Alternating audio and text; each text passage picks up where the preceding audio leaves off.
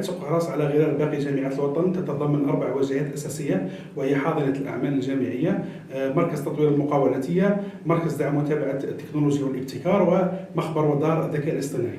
بالنسبة لهذه الوجهات التي استحدثت في الآونة الأخيرة، وهي تتكفل بمرافقة وتكوين الطلبة حاملي الأفكار وحاملي أفكار المشاريع المبتكرة بالذات، خصوصا على مستوى حاضنة الأعمال وعلى مستوى مركز دعم التكنولوجيا والابتكار، ومرافقتهم قصد تأسيس وإنشاء مؤسساتهم الناشئة، وأيضا لحصولهم على براءة الاختراع، وأيضا لتأسيس مشاريعهم المصغرة من خلال برنامج تكويني وتدريبي يؤطره باقة من الأساتذة والمدربين من جامعة سوق هراس، وأيضا بمرافقة زملائنا في الوكالة الوطنية لدعم وتطوير المقاولاتية على مستوى ولاية سوق هراس.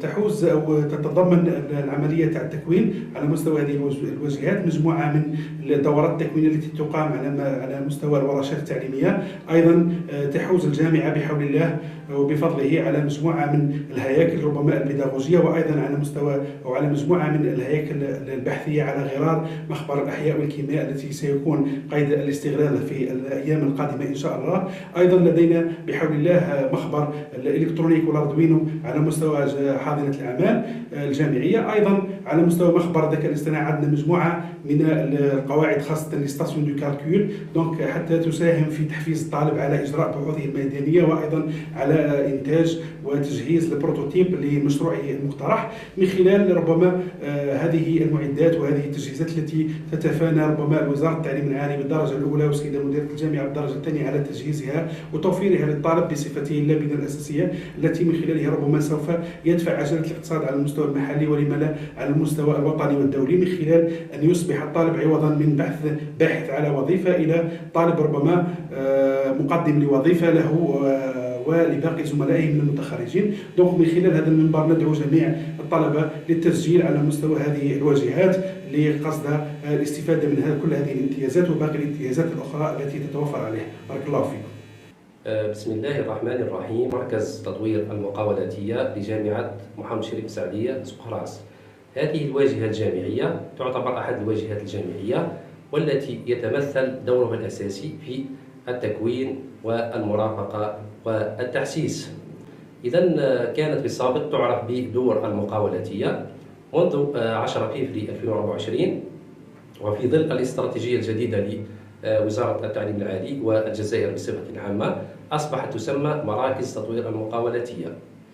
دورها الأساسي هو المساهمة في إخراج طالب مقاول قادر على إنشاء مؤسسته الخاصة وخلق مناصب عمل والمساهمة في التنمية المحلية والاقتصاد الوطني. يشهد المركز نشاطا ملحوظا منذ سنوات، وهذا ما يعكسه العدد الكبير للطلبة المقاولين الذين تحصلوا على شهادات الطالب المقاول، حيث ساهم المركز في تكوين أكثر من 280 طالب مقاول. كذلك الطلبة الذين توجهوا لتجسيد أفكارهم توجهوا إلى وكالة دعم وتنمية المقاولاتية. هناك 25 مؤسسة مصغرة تحصلت على التمويل. إذن يساهم المركز بصفة خاصة على غرار كل المراكز على المستوى الوطني في بناء أو تكوين طالب قادر على تحمل المسؤولية، قادر على إثبات ذاته، قادر على صنع قيمة مضافة في سواء في التنمية المحلية أو على المستوى الوطني من خلال المساهمة في تنويع النسيج الاقتصادي. إذن سقف طموحنا عال جدا، وضعنا استراتيجية، في كل سنة نضع استراتيجية بالشراكة مع الوجهات الأخرى الحاضنة مركز دعم تطوير التكنولوجيا والابتكار، وكذلك مكتب الربط بين الجامعة والمحيط الاقتصادي. هناك تفاعل بيننا وتكامل من أجل المساهمة في تحسين جودة مخرجات الجامعة، وهذا ما نصبو إليه إن شاء الله في المستقبل القريب. تعتبر دار الذكاء الاصطناعي من بين المكاسب الهامة التي حققتها الجامعة خلال السنتين الفارضتين، كما أن الدار هي عبارة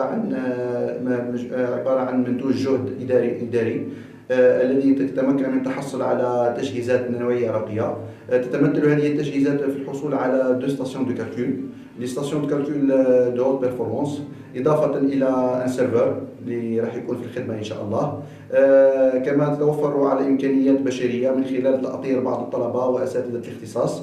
كما تمكن حاضنة هذه الدار من تأطير طلبة الدكتوراه في الذكاء الاصطناعي. من بين مشاريع دار الذكاء الاصطناعي هو تعزيز البحث في مجال الذكاء الاصطناعي في جامعة محمد شريف بوسعيدية، توفير بيئة عمل جيدة لفرق الويب والذكاء الاصطناعي، تسهيل تكوين قواعد بيانات محلية، إجراء دورات تدريبية متعلقة بالذكاء الاصطناعي، إضافة إلى رفع مستوى الوعي عن الأبعاد الأخلاقية والقانونية للذكاء الاصطناعي. كما تهدف إلى توفير المعدات اللازمة للمؤسسات الناشئة القائمة على الذكاء الاصطناعي ومنتجات براءات الاختراع. من بين مهام دار الذكاء الاصطناعي هو إدارة مشاريع الذكاء الاصطناعي من خلال تعزيز مشاريع الذكاء الاصطناعي من المنتج إلى المستهلك، دعم مشاريع مؤسسات ناشئة وبراءة اختراع، تعزيز المشاريع متعددة التخصصات بمساعدة الهيئات الفاعلة على مستوى الإدارة. كما تهدف هذه الدار إلى عقد اجتماعات دورية مع شركاء الجامعة لدراسة احتياجاتهم في الذكاء الاصطناعي وربطها بالبيداغوجيا في الجامعة.